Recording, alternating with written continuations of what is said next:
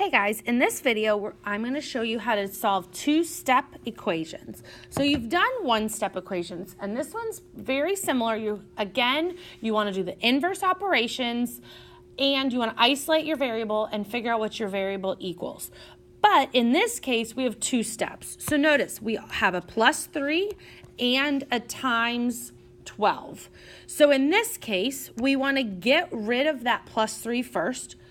Most of the time, except for one I'll show you in a little bit, you're going to get rid of your addition or subtraction first. Again, by doing the inverse. So we're going to minus 3 on both sides because that is the inverse. So then on the left, that'll go away and you have 12c equals 24. Now we have a one-step equation. So we're going to divide 12 on both sides. Therefore, c equals 2. Again, we plug it back in. 12 times 2 gives us 24, plus 3 gives us back to that 27. So this one's not on your paper. I just wanted to kind of give you an example of an overall what they most of the time will look like, and then we'll do 1 through 3 together.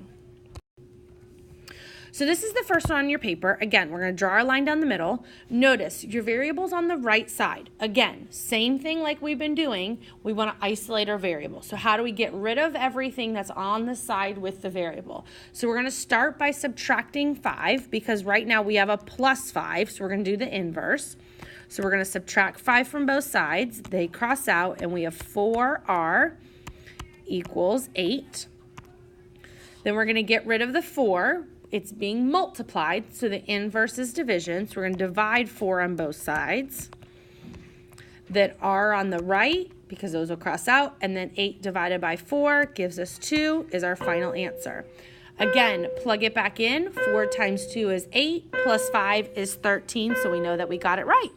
Let's look at number 2. So we're going to draw a line down the middle. And we're going to get rid of our plus or minus first. So we're going to subtract 3 because that's the inverse. So we have r over 10 equals 1. Right now it's division, so r over 10 is division. So we're going to do the inverse, which is multiplication. So we're going to multiply by 10 on both sides. So we have r left over on the left equals 10. Again, let's check it. 10 divided by 10 is 1. 1 plus 3 gives us 4, so we know we got it right. So again, we wanted to get rid of our addition and subtraction first, and then handle our multiplication and division. So for this one, it's a little bit different.